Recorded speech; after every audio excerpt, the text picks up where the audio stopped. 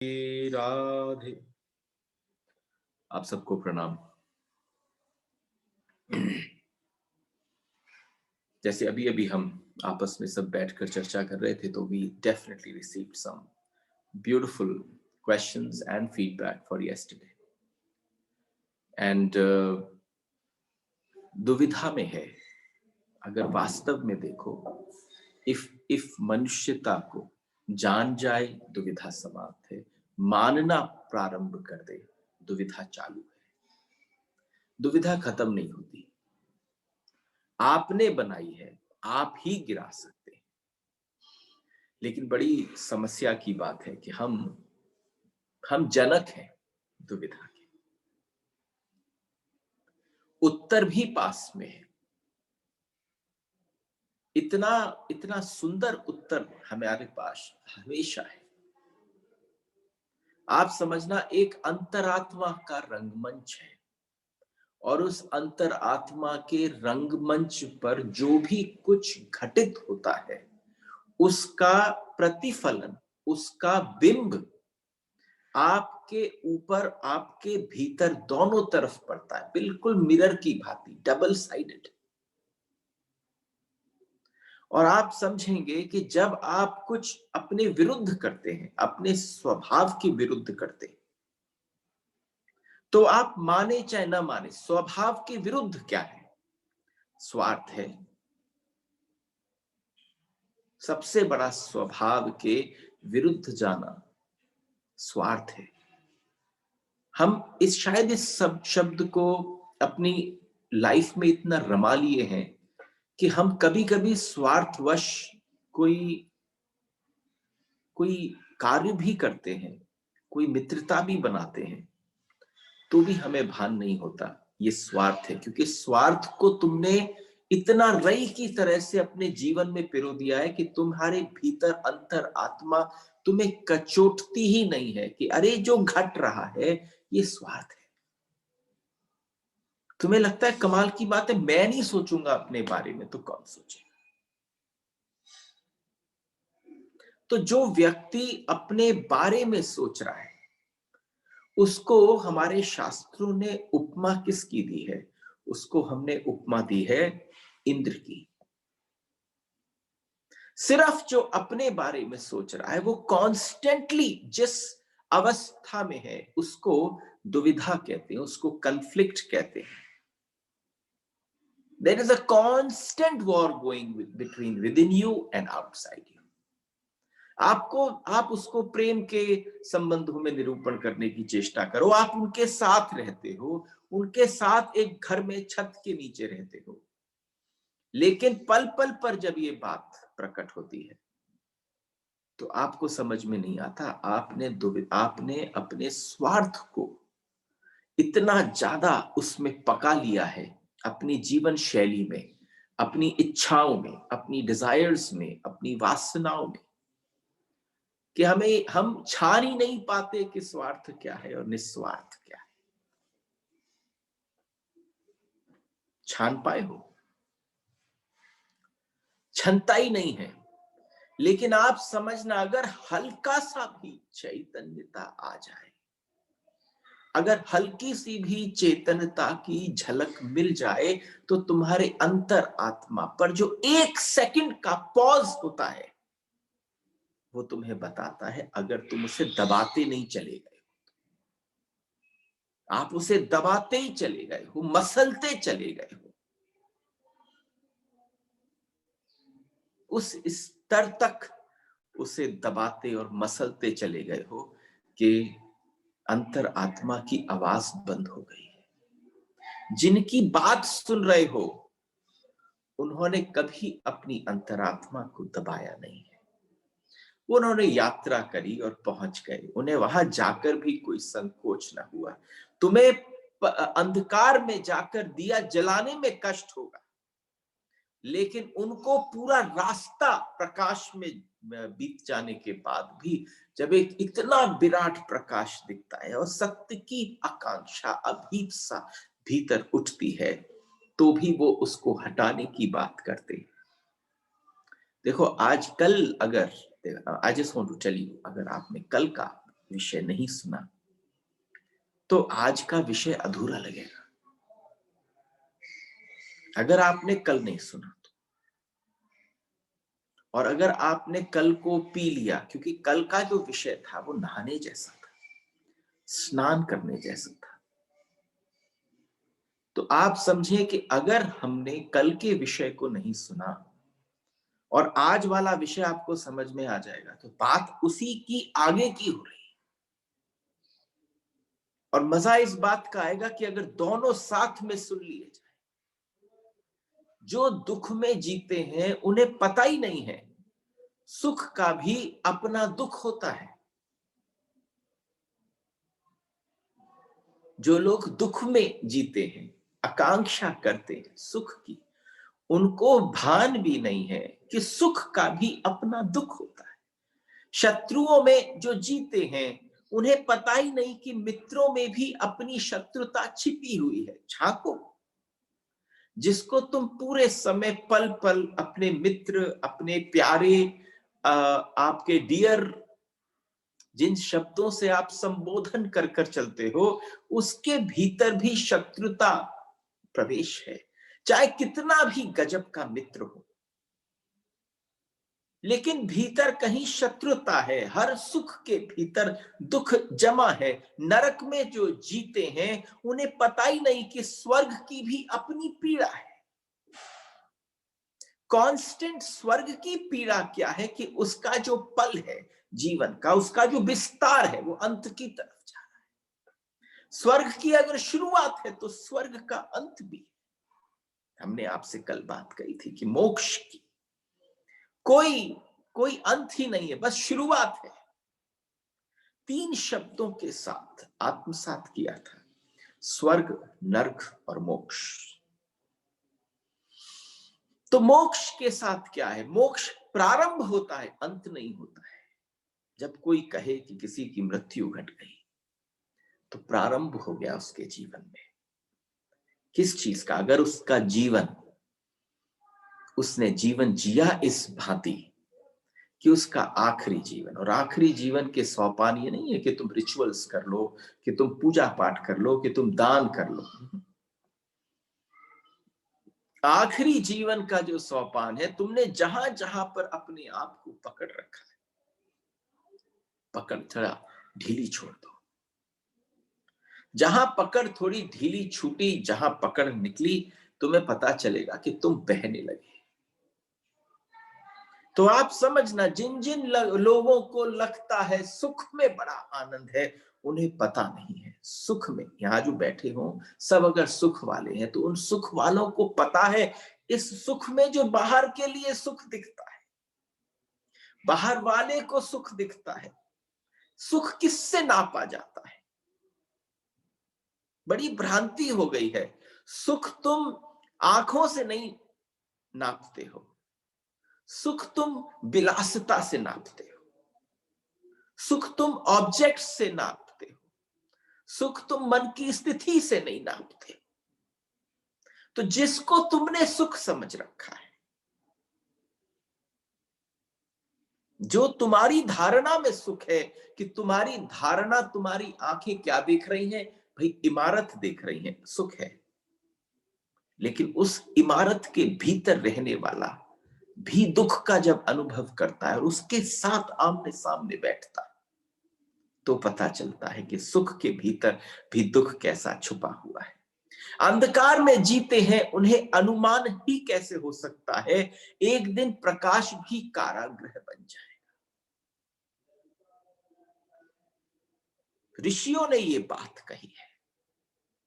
अंधकार में रह रहे हैं, कीड़े मकोड़ों की भांति रह रहे हैं, कुकुर की माती रह रहे हैं, जीवन भर विलासिता में रह रहे हैं, और हमेशा ये कोशिश करते रहे कोई आए और आकर आपका दिया जला जाए। और उसको अगर ये बात समझ में आए, पहली बार तुम बोलोगे कि अरे तुझे पता नहीं है, प्रकाश का भी अपना बंधन है, प्रकाश से भी मुक्त होने की आवश्यकता है। आप समझना, छोटी छोटी बातों को हमने सुना, हम बड़े प्रसन्न हुए, हमें ये समझ में आ गया, हमें वो समझ में आ गया, क्योंकि बातचीत आपने बच्चों की सुनी थी, आपने बचपन की बात सुनी थी, लेकिन बचपन जब प्रौढ़ हो गया, बचपना कायम रह गया, तब वो बचपना कह पाया ऋषियों के रूप में। तब वो ऋषियों के रूप में बचपना कह पाया कि अंधकार से छूटना चाहते थे, लेकिन प्रकाश से भी छूटना आवश्यक है। आप दुख से छूटना चाहते थे, सुख से भी छूटना आवश्यक है। आप धूप से छूटना चाहते थे, आपको छांव से भी छूटना पड़ेगा। क्योंकि आप जब अवस्था की बात कर रहे हैं, एक को आप स्वर्ग कहते हो, एक को आप नरक कहते हो। समझना, जिस परिस्थिति में व्यक्ति ज्यादा देर हो जाता है, चाहे वो सुख हो चाहे वो दुख हो, दोनों अवस्था में नरक बन जाता है। कांस्टेंट सुखी सुख, सुखी सुख, सुखी सुख दूसरे की दृष्टि में है ना, तुम्हारी में कोई कोई उतार चढ़ाव नहीं हो रहा है, कोई मौज नहीं हो रही। अरे मजा किस बात का है? झूला झूलते हो तो झूला झूलने का आनंद भी कब है? ऊपर जाता है और नीचे आता है। जब नीचे आता है तो मोमेंटम गेन करता है ऊपर जाने। दोनों से मुक्ति आवश्यक है। अधिकतम जो हम सोचते हैं, हमारी विचारणा जहां तक जाती है, अधिकतर जो हम सोचते हैं और हमारी विचारणा जहां तक पहुंच जाती है, जहां विचार के पंख उड़ने के लिए उड़ान ले लेते हैं, जहां तक मन की सीमा है, अधिकतम जो हम सोच सकते हैं, लगता है सत्य का चेहरा अगर होगा तो प्रकाश जैसा होगा।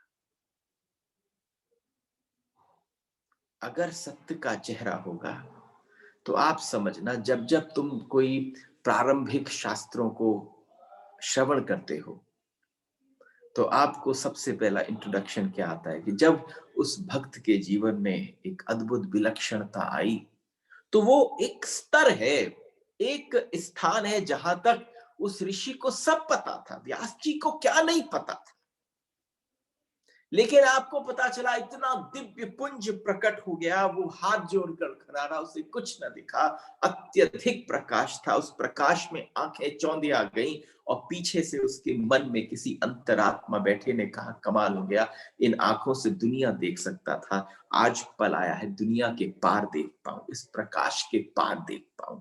आंखें साथ नहीं दे रही, तब क्या होता है? इसीलिए कल की बात जो कही थी उसके आगे की बात है, थोड़ा गहरा बैठने की बात है। आप समझो, ये जो मोमेंट है,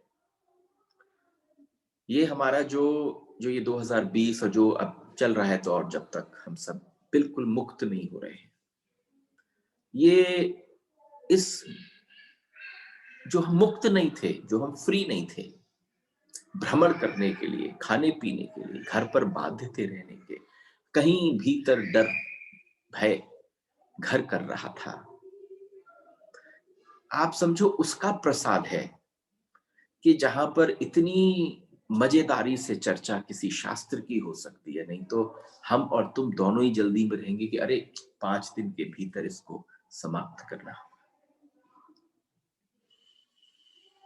तो अगर आप समझो आपकी विचार जो है वो उड़ान ले ले, मन की सीमा है, अधिकतम जो हम सोच सकते हैं, जो हमारे भीतर मन में अवस्था आती है, तो लगता है सत्य का चेहरा बिल्कुल प्रकाश जैसा होगा, आलोक होगा। क्यों ऐसा लगता है? एक दो बात ख्याल में लेना बहुत आवश्यक है। ऐसा महसूस क्यों होता है कि उसका चेहरा जो है वो है ऐसा? क्योंकि आप कहेंगे प्रकाश देखा नहीं, प्रकाश देख रहे हैं। प्रकाश देखा नहीं है, प्रकाश को आप देख रहे हैं। सुबह सूरज निकलता है, हम प्रकाश देख लेते हैं।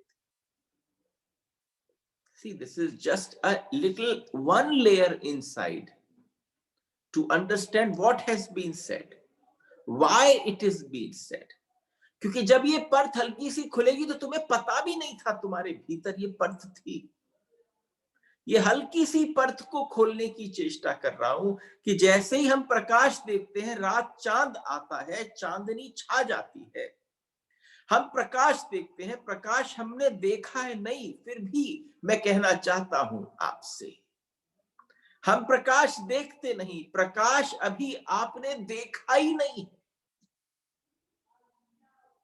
आपने अभी तक, देखो कितनी बड़ी घोषणा है कि आपका अभी तक प्रकाश से संबंध हुआ ही नहीं है। You have not seen Prakash, you have not seen that light. अभी तक आप जो जानते हैं, अभी तक केवल आपने प्रकाशित होती वस्तुएं देखी, आपने प्रकाश नहीं देखा है, प्रकाशित होती वस्तुएं देखी हैं। सूरज निकलता है जब, आप प्रकाश नहीं देखते, सिर्फ प्रकाशित होती वस्तु देखते। रात में वस्तु भी होती है, लेकिन प्रकाश के अभाव में वो दिखती नहीं है, वो प्रकाशित नहीं होती है। पहाड़ है, नदी है, झरने हैं, वृक्ष हैं, यहां तक कि आप कहेंगे बिजली के बल्ब हैं, आप कहेंगे हम प्रकाश देखते हैं, आप प्रकाश नहीं देखते। जरा गौर से देखना, आप प्रकाशित होते हुए वस्तु देखते हैं।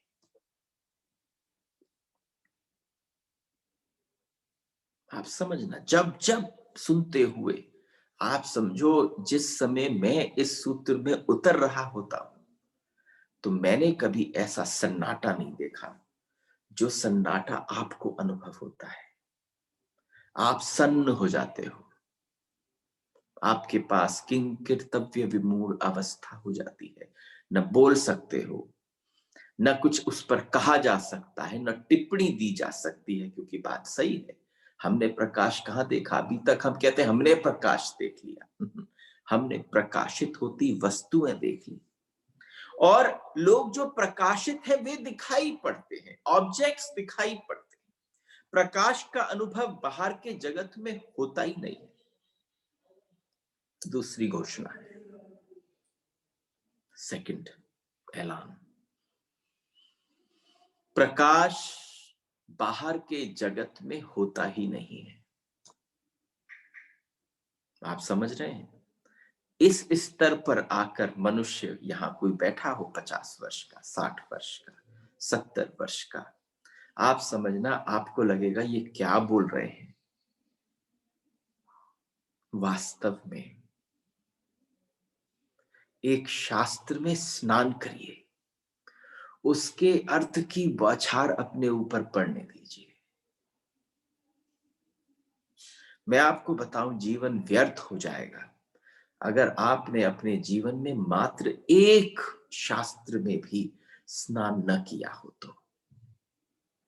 क्योंकि जैसे ही वो स्नान होगा, आप पाएंगे कि आपका ही वो स्वभाव जिससे आप अपरिचित थे, आपकी वो जानकारी जो आपके चारों तरफ विद्यमान थी पर आपको ही नहीं थी, आप जानते थे, आपने मान लिया था, लेकिन अभी तक संपर्क नहीं हुआ था।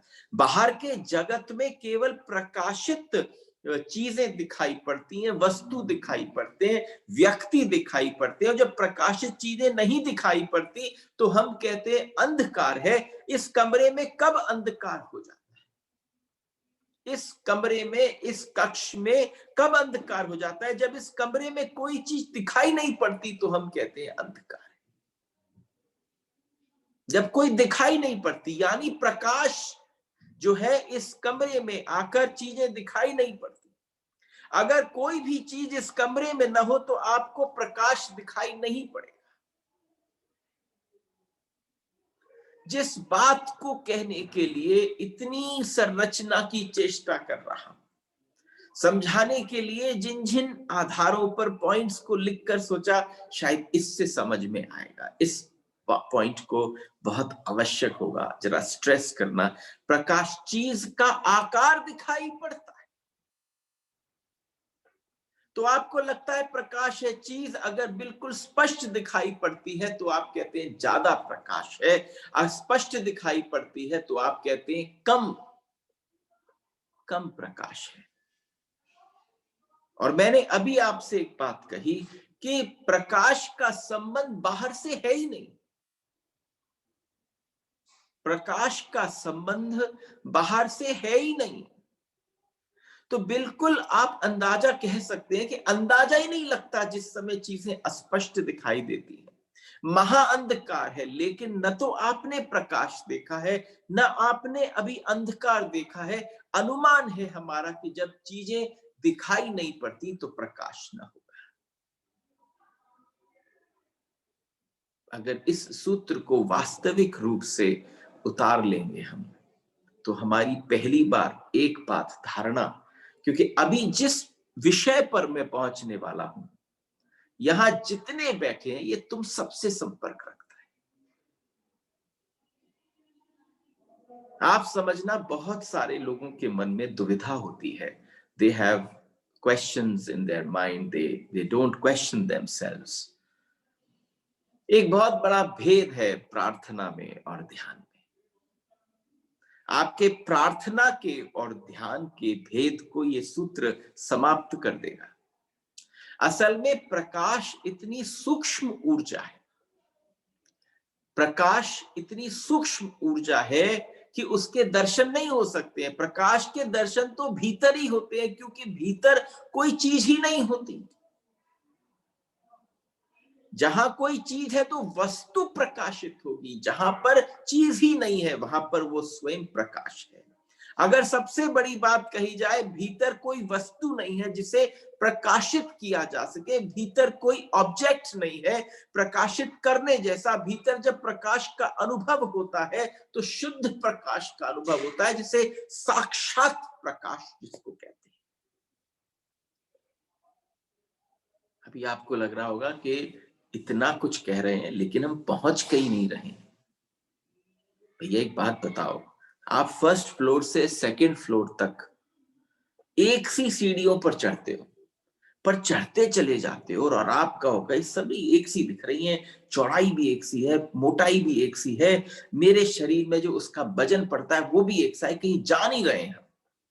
लेकिन आप चढ़ते चल रहे हो, आपका शरीर तल बढ़ाता चल रहा है। तो आप समझना, अगर वास्तव में कोई शास्त्र, कोई कोई उपनिषद, कोई हमारे ऐसे सूत्र आपको लगते हो कि यहां जैसे हम ठहर से गए हों, तो उस ठहराव के भीतर भी अगर आप थोड़ी देर के लिए अपने आप को भी ठहरा दें। प्रॉब्लम कहां पर है? मैंने देखा कि उपनिषद तब समझ में नहीं आते जब आप कहने वाले से पहले आगे भाग जाते, उससे पहले भागने की चेष्टा करते, साथ नहीं चलते, पीछे भी नहीं चलना चाहिए। संभव नहीं है कि कोई पीछे चले और फिर उसे समझ में आए, वो कहे अपनी बात की बात कहूंगा। यहां तो साथ चलने की बात है। लेकिन भीतर जब प्रकाश दिखाई पड़ता है, न तो वहां चीजें होती हैं, वहां सोर्स होता है। आ गया समझ में? भीतर जब पहली बार किसी को प्रकाश दिखाई देता है, तो वहां चीजें नहीं होती जो प्रकाशित होती हैं। वहां पर पहली बार जब किसी ऋषि को ये अनुभूति हुई हो, जब इस ऋषि ने इस प्रकाश को देखा होगा, कोई सोर्स नहीं है वहां पर कि बाहर से किसी ने टॉर्च लगा दी और सोर्स पहुंच गई। सोर्स से जो लाइट जाएगी, जिसका उद्गम होगा, उद्गम रहित प्रकाश है। कठोपनिषद में आपने क्या सुना था? आपने कठोपनिषद में सुना था कि वहां पर ऐसा स्वर है, ऐसा ऐसा नाद हो रहा है जिसमें कोई दूसरे की आवश्यकता नहीं है, स्वयं से, जिसको हम ओम के नाम से जानते हैं। आज ईशावास्य उपनिषद में कह रहे हैं कि भीतर एक लाइट है जिसका कोई सोर्स नहीं, और सोर्स नहीं है तो सोर्सलेस लाइट। आपने उस समय ओम की बात न माना, लेकिन ओम पर इतनी रिसर्च हो गई कि अगर तुम उठाओ तो तुम्हें पता चल जाएगा कि कोई नाद की जरूरत नहीं है, दो हाथ दबाने की जरूरत नहीं है, कि जिससे आवाज हो, आवाज स्वतः प्रकट हो रही है। अंदर से जो लाइट है, कोई सूरज नहीं है भीतर, कोई सूरज नहीं पहुंचता तुम्हारे भीतर जिससे प्रकाश आ रहा हो। वहां कोई दिया नहीं है, दिया लेकर जाने की कोई सुविधा नहीं है, पर प्रकाश आ रहा है, सोर्सलेस, उद्गम रहित।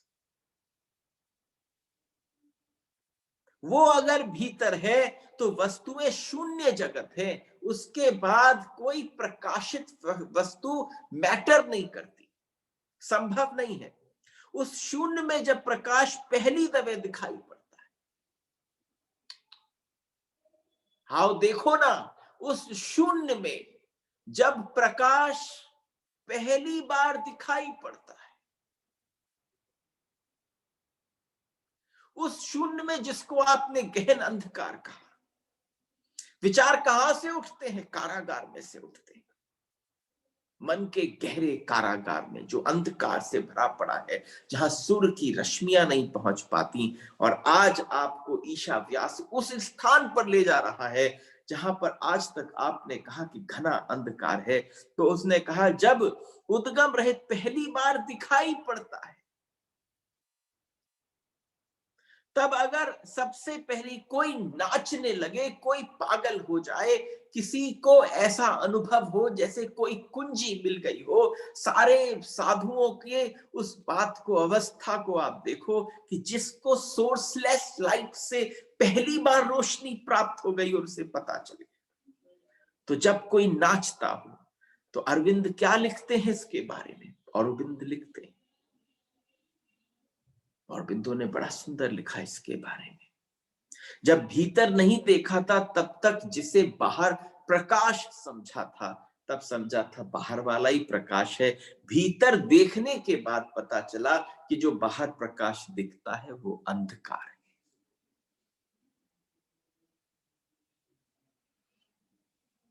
क्या कह रहा है उपनिषद का ऋषि?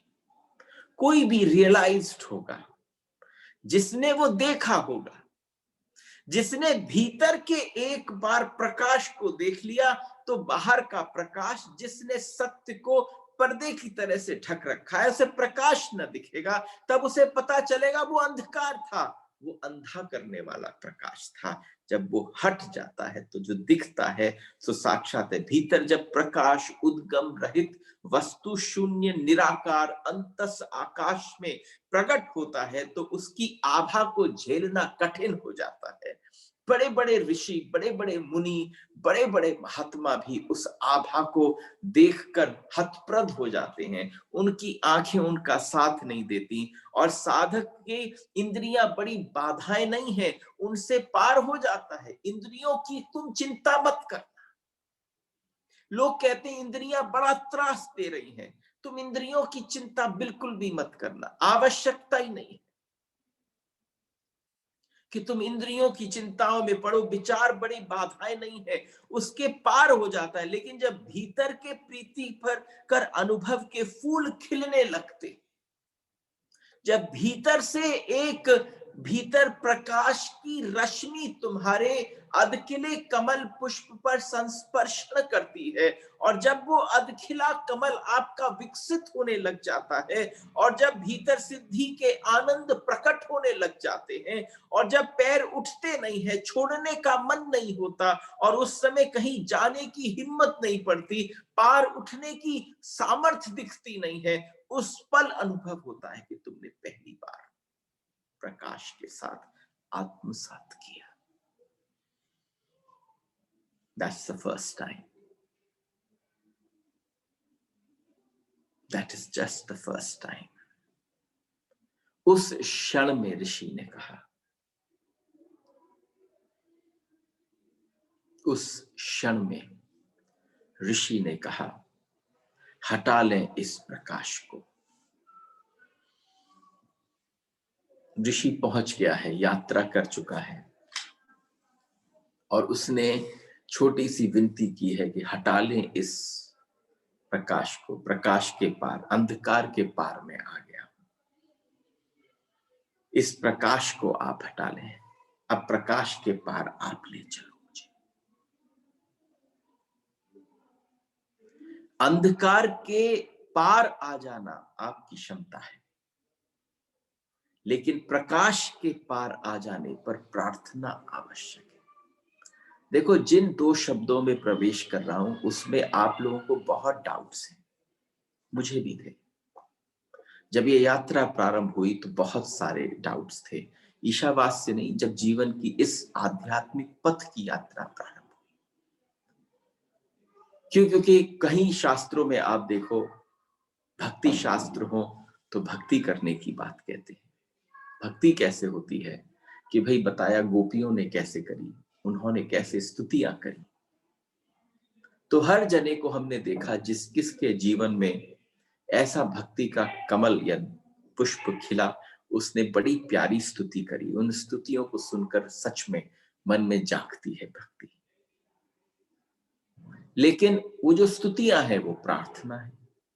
जब आप किसी ज्ञान विषयक वर्कशॉप में या किसी शास्त्र में प्रवेश करते हैं तो वहां पर बात क्या आती है कि ध्यान करो,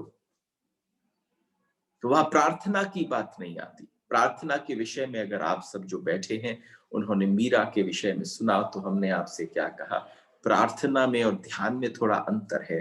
प्रार्थना में एक एक क्वेश्चन मार्क है, सुनी गई कि नहीं सुनी गई, मैंने कह तो दी, पहुंची कि नहीं पहुंची। तुम एक डाउट में मंदिर से बाहर निकल आते हो, तुम अपने घर पर रोज बैठते हो और रोज आना, आधा घंटे तुमने अपनी किताबें, अपने पुस्तकें तय कर रखी हैं जो तुम्हें रोज भगवान को सुनानी है। रोज तुम उठते हो करने के बाद और तुम्हारे मन में उठता है पहुंची कि नहीं पहुंची। तुम्हें लगता है काम था जो मैंने काम कर दिया। तो आप समझो कि यहां पर जितने भी बैठे हैं उन सबके मन के अंदर एक प्रश्न रहा है कि ये जो कॉन्सेप्ट है प्रार्थना का, ध्यान का, प्रार्थना का, ये मैंने किस अवस्था में बोला है, जिस अवस्था में आपको समझाने जा रहा हूं। और ये एकदम, ये जो कमल बैठे हैं ना मेरे सामने, सारे के सारे इस किरण को स्पर्श करते ही बिल्कुल जैसे खिल जाएंगे। क्योंकि हमारे भी अंदर जो प्रश्न उठते हैं उन प्रश्नों के लिए हमने शब्द भी नहीं चयन किए। तो आप समझना, जब उसने कहा अंधकार के पार आ गया हूं, अब प्रकाश के पार आप ले चलो, ये आप किससे कहते हो, ये आप कब कहते हो? अंधकार के तक निकल जाना, अंधकार के पार तक जाने में क्या कामगर होता है, किस चीज की आवश्यकता होती है? देखो, यहां पर everybody who sitting here has to pay attention. Everybody here, अंधकार से पार जाने के लिए किस चीज की आवश्यकता है? संकल्प की आवश्यकता है। आप संकल्प ले लें, आप अंधकार के पार जा सकते हैं, लेकिन प्रकाश के पार जाने के लिए समर्पण काम में आता है। संकल्प काम में नहीं आता है। प्रकाश के पार जाने के लिए आपको समर्पण की आवश्यकता है। अंधकार के पार जाने में संघर्ष काम दे देता है। आपने संघर्ष किया, संकल्प से संघर्ष आ जाएगा, आप संघर्ष कर पाएंगे।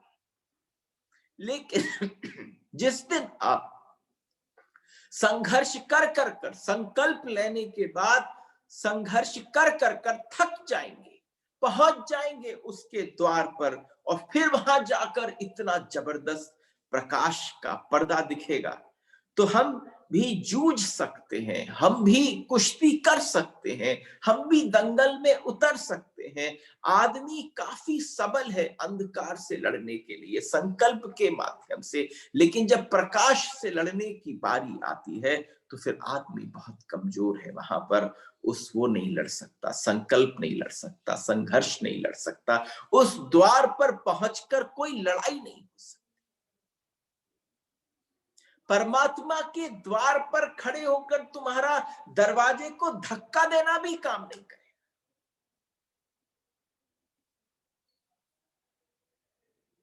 आया ना मजा?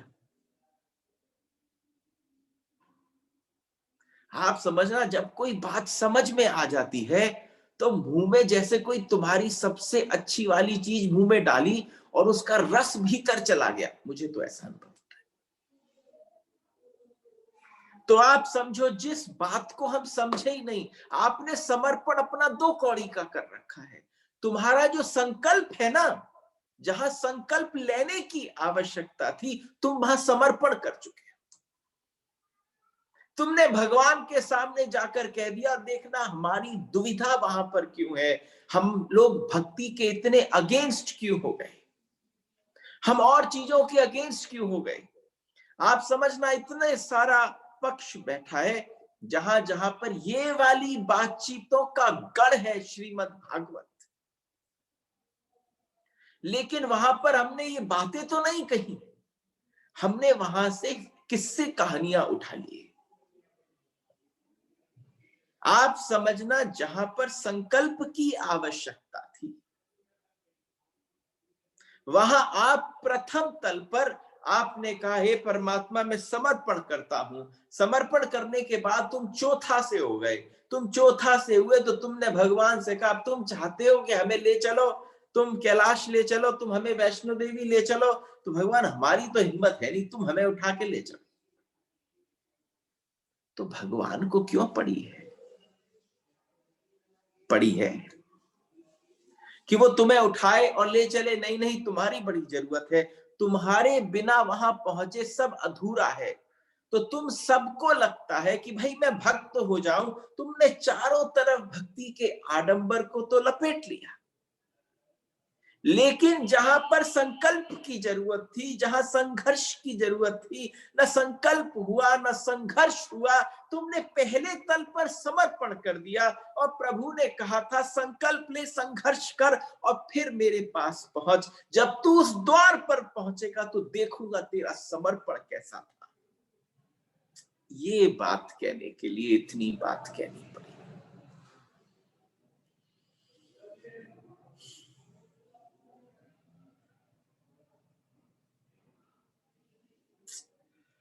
कभी कभी किसी को देखकर बहुत दया आती है। आपको बताऊं, बहुत दयापूर्ण वक्तव्य बोल रहा। किसी से कहो आइएगा, ब्रज आइएगा, तो भगवान बुला लेंगे तो आ जाएंगे।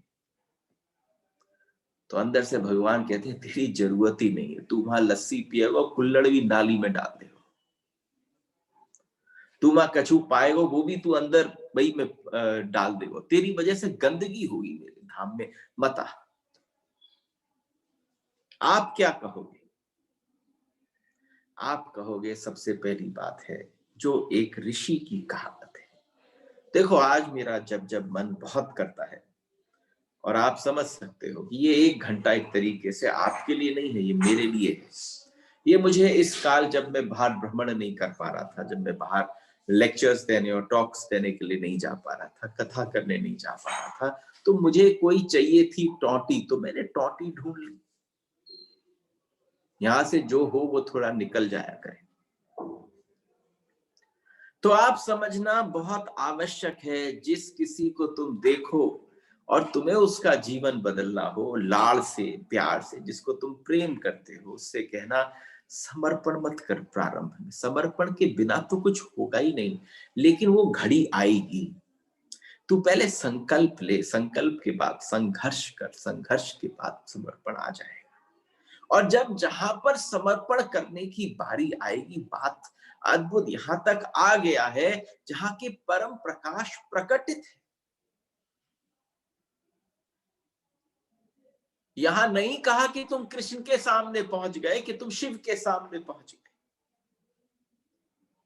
उपनिषद के ऋषि ने तुम्हें इशारा दिया है, तुम उस प्रकाश के पीछे अपने उसको प्रकट कर सकते हो जिसके प्रति तुम्हारी भावना है। तो यहां कोई भगवान के विषय की चर्चा ही नहीं है। और आप सुन किससे रहे हो? आप समझना, भक्ति आचार्यों की परंपरा है। मुझे तो कोई शास्त्र समझ में नहीं आता जब तक कि उसमें से वो तत्व न निकले, जिस तत्व की परंपरा को, जिस तत्व के आधार पर मुझे अपने अर्थ निकालने का अवसर मिलता है। तो आप समझना, संकल्प से जो चलते हैं, how important I feel part 27th becomes very important for everybody who's sitting here, because ये आपके उस चौथेपन को, सब कुछ छोड़ दिया भगवान पे, अरे थोड़ा तो सोच, छोड़ने से पहले थोड़ा संकल्प तो कर ले, और तेरा संकल्प जो है वो संघर्ष मांगेगा।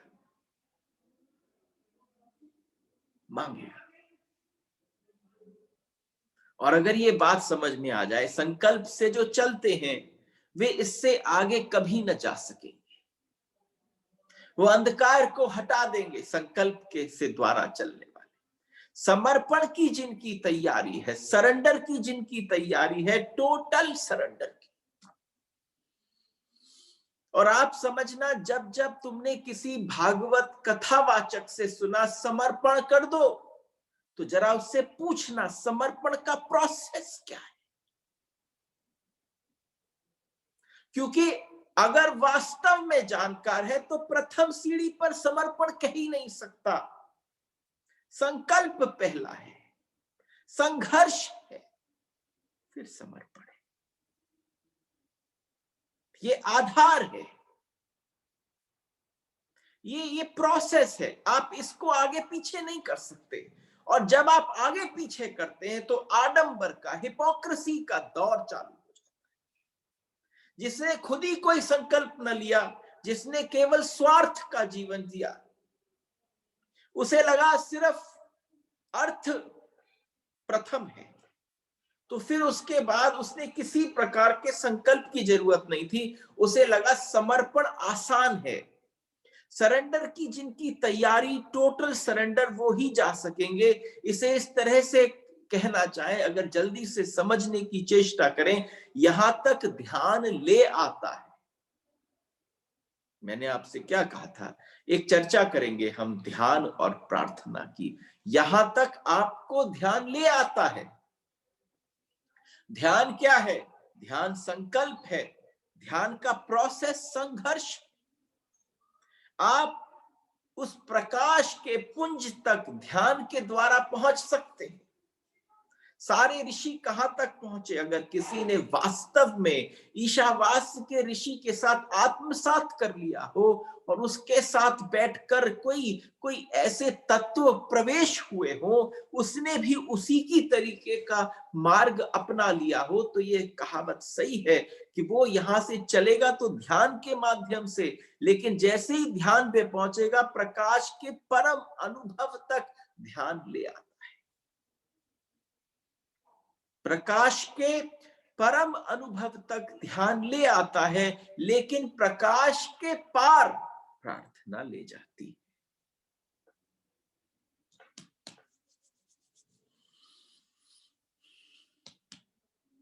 ध्यान आपको वहां तक तो ले जाएगा। अब बड़ी व्यवस्था गंभीर हो गई ना। क्यों? अब तक क्या कहा गया? ध्यान करो, ध्यान करो, ध्यान करो। तो तुमने सोचा ध्यान में ही सब कुछ हो जाएगा? नहीं।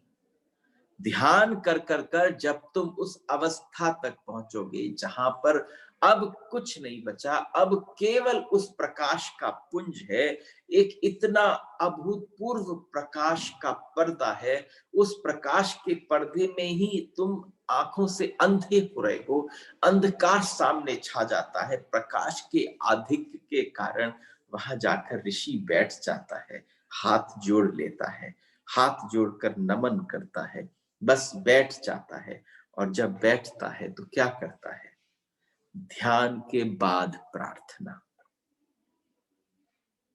ध्यान में बैठ पाओ उसके लिए प्रार्थना करनी पड़ती है, मन को एकाग्र करना पड़ता है, फिर ध्यान की यात्रा है। और जब ध्यान पूरे अंतिम शिखर तक पहुंच जाए, फिर उसके बाद फिर से प्रार्थना करनी पड़ती है। और जिन्होंने ध्यान कर लिया और ऐसा सोचा कि अब प्रार्थना की क्या जरूरत है, बहुत नासमझ है। आपके हर शहर में ऐसे वर्कशॉप्स दिन रात हो रहे हैं जो आपको कहे बस ध्यान कर लो, फिर कुछ नहीं करना। लेकिन आप उन नासमझ स्थान पर पहुंचकर इतनी नासमझी मत करना। ऋषि बात कर रहे हैं, देख कर बोल रहे हैं। इस घटना की अनुभूति जो है वो ईशावास्य उपनिषद है कि ध्यान तक पहुंच गए, लेकिन ध्यान के बाद ऋषि को प्रार्थना करनी पड़ी, क्योंकि ध्यान प्रकाश तक ले जाएगा, द्वार तक खड़ा कर देगा, लेकिन अंत में तो प्रार्थना की पुकार ही सहारा बनेगी। प्रार्थना की जो पुकार है वो अंतस से निकलेगी, क्योंकि ध्यान ने उसे परिपक्व कर दिया है, उस फल को तैयार कर दिया है। उसमें रस भरने की आवश्यकता है, रस उसमें केवल प्रार्थना से भरा जाए।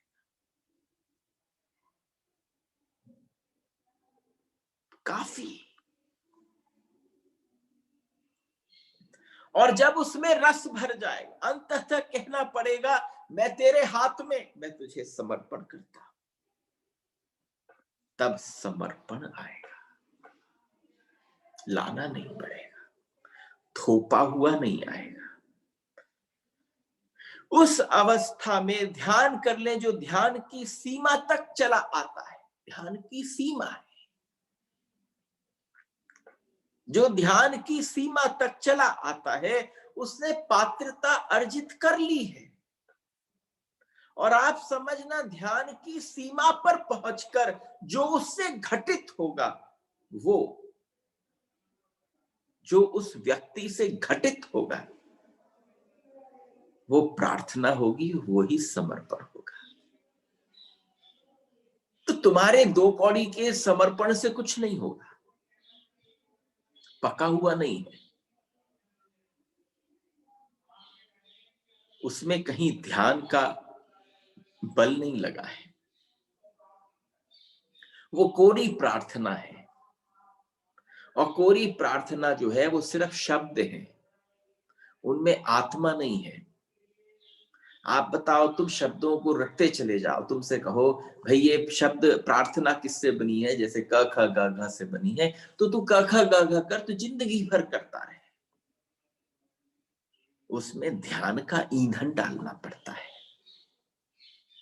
और जब ध्यान का ईंधन पूरी तरह से परिपक्व हो जाए, पूरा तपन हो जाए, तुम पक जाओ उसमें, पकने के बाद जब पहुंचो और फिर तुम्हें प्रकाश दिखे, वहां जाकर जब तुम करते हो तो तुमसे जो घटता है, जो बाय प्रोडक्ट है उसका, वो समर्पण है। जहां से प्रभु की कृपा बरसे, जहां से उसकी कृपा तुम पर बरसे, आ गया उस जगह जहां तक आदमी आ सकता था, जहां तक आदमी की क्षमता थी, जहां पर इस हाड़ मांस शरीर की संभावना थी, वहां तक पहुंच गया। लेकिन इसके आगे जो होगा वो परमात्मा की है। परमात्मा तुम्हें वहां तक घसीट कर न लाएगा, परमात्मा तुम्हें वहीं के वहीं छोड़ देगा। जिस अवस्था में हो वहीं छूटे पड़े रहो। बहुत सारे कीड़े मकोड़े अपने अपने बिलों में सड़ रहे हैं, सड़ने देगा, कोई प्रॉब्लम नहीं है, उसका कुछ नहीं जा रहा है। तुम्हारे जीवन का जो विकास है वो तुम्हारे हाथ में है। ईशावास ने तुम्हें सूत्र समाप्त दिया है। प्रार्थना ध्यान का अंतिम सोपान, प्रार्थना ध्यान का अंतिम सोपान है। संकल्प समर्पण संकल्प की अंतिम निष्पत्ति है। समर्पण संकल्प की अंतिम निष्पत्ति है। जहां तक कर सके स्वयं करना। जैसे ही ऐसी घड़ी आ जाए जहां लगे कि अब मेरे बस की नहीं है, अब बस बहुत हो गया, इससे आगे कुछ नहीं किया जा सकता, उस पर समर्पण कर देना। थे ना प्रश्न? क्या क्यों सुन रहे हैं? एक टाइम आ रहा होगा जब मन कर रहा होगा कि पता नहीं बैठकर सुन भी क्यों रहे हैं, हम ईशावास में प्रवेश ही क्यों कर रहे हैं। 26-27 दिन हो गए। अरे तुम्हारे साथ साथ तो ऋषि भी चल रहा, तुम्हारे साथ साथ तो ऋषि ने भी यात्रा करी। और जैसे जैसे ऋषि ने एक एक कदम बढ़ाया है आपके साथ, जैसे जैसे वो चला है, उसके चलने के साथ साथ जो अवस्था प्रकट हुई है, तो आप समझना ये ऋषियों की आनंद है, उनकी कृपा है कि जब आप उपनिषद में प्रवेश करते हैं तो एक समय आपको लगता है संघर्ष हो भी रहा है कि नहीं हो रहा है। मैं समझ सकता हूं आज का फल क्या होना चाहिए। अगर आपने जीवन में संकल्प लिया है तो संकल्प, संघर्ष और फिर समर्पण, यही आज का प्रसाद है। मंडे को मुलाकात होगी और देखिए अगले हफ्ते ईशावास्य उपनिषद को पूर्ण करेंगे, क्योंकि आज 27वां दिन है। तो I think just that next week which is coming will be the last. कोई प्रश्न, कोई कुछ हो तो पूछें, क्योंकि मैं भी इस ऑनलाइन वाली यात्रा से हो गया हूं पूरा। अब है कि भाई अब मैं यात्राएं करूं, अब मैं सबके बीच में आऊं, because you know when you have been more with the people, जब आप लोगों के साथ बैठते हैं तो आप कहाँ बोलते हैं, उसकी जिज्ञासा आपसे बुलवा लेती है। राधे राधे।